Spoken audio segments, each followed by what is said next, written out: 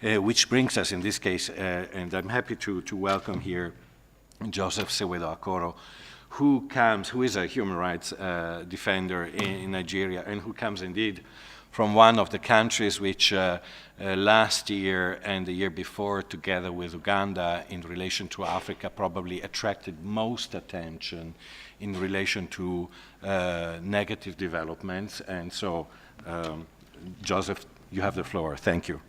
Thank you. Thank you.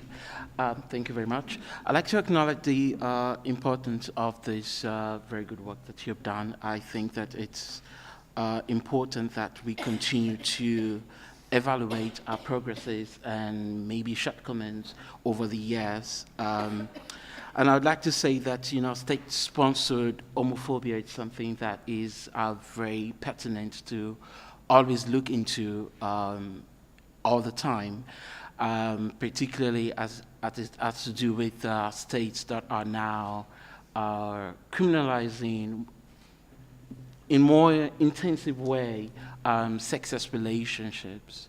I'm very happy to hear and to see that there have been some progresses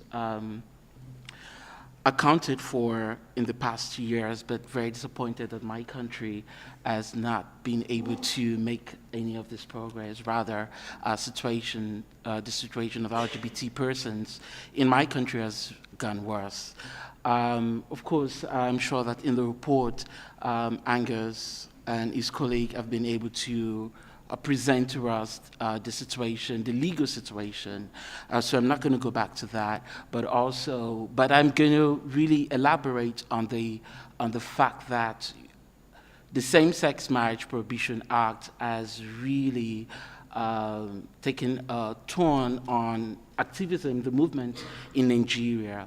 But firstly, to be optimistic like every other speaker here today is that the movement has been resilient, and there has been more groups emerging in the past 12 months than we've ever seen in the history of LGBT movement.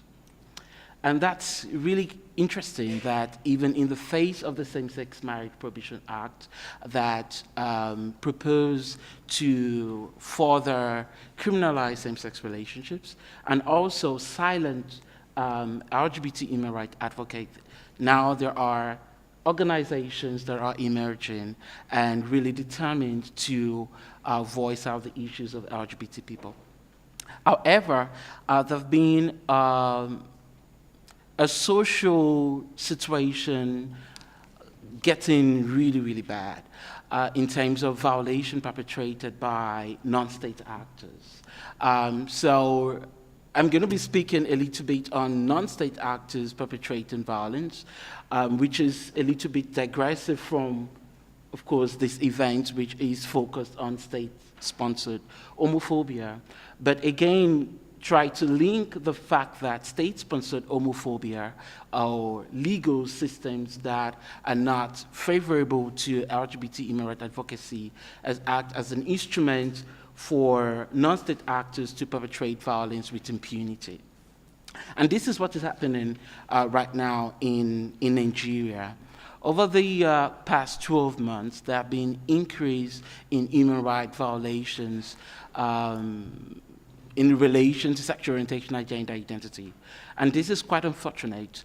But what this says to us is that there might be recognition by law that LGBT people are recognized or should be protected. But the situation on the ground is totally, totally different. The people within the society become more violent, because of their social perception to issues relating to sexual orientation and gender identity.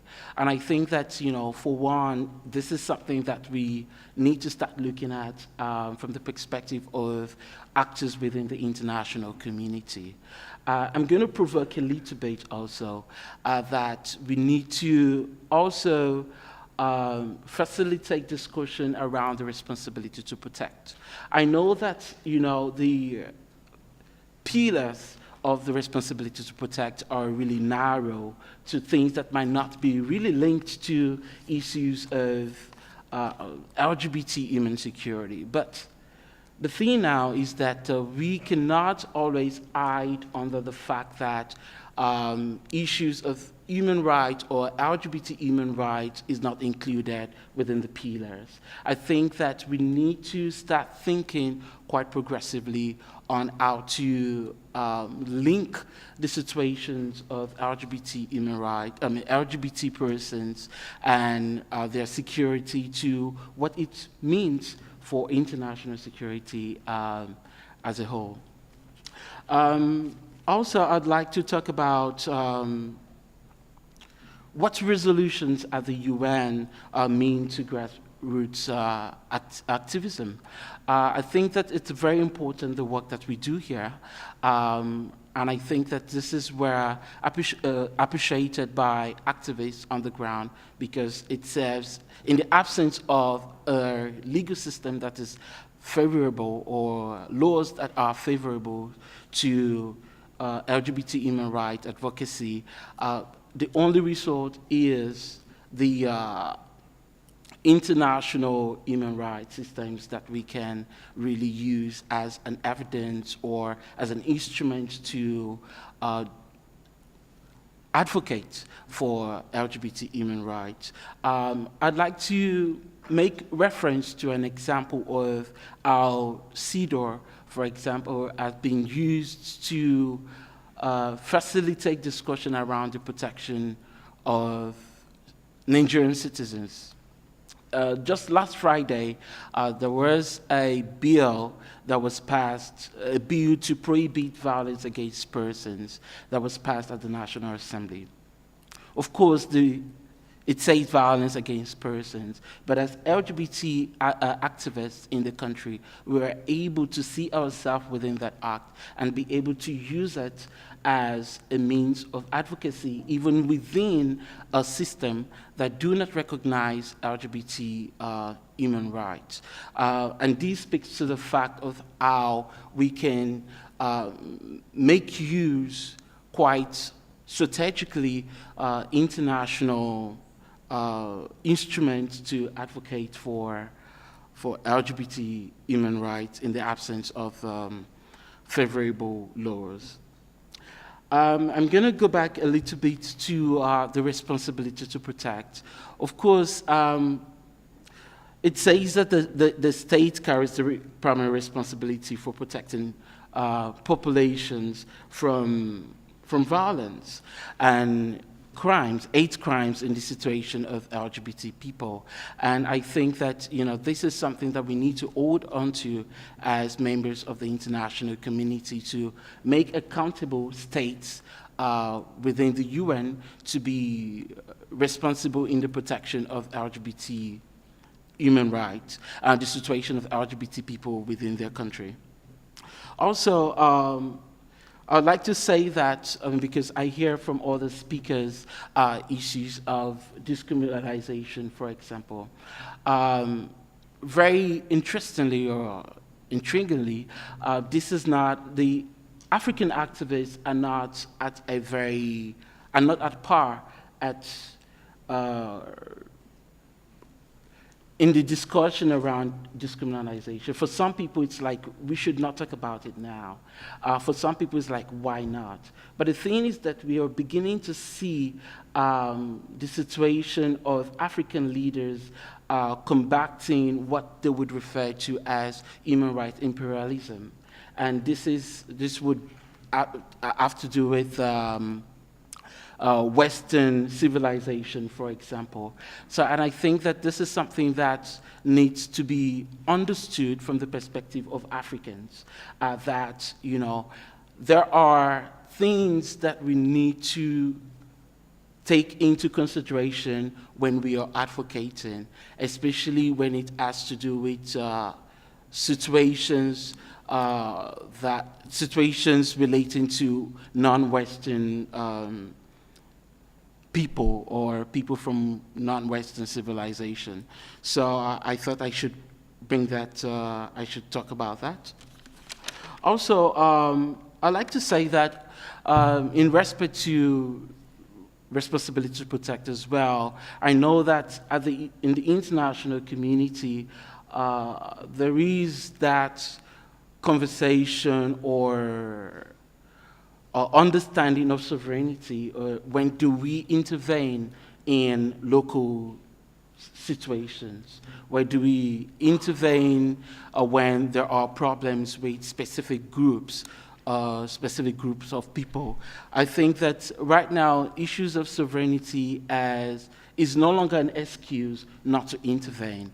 And I would like to quote from the Office of the Special Advisor on Prevention of Genocide, that sovereignty no longer exclusively protects from foreign interference. It is a charge of responsibility that holds states accountable for welfare of their own people.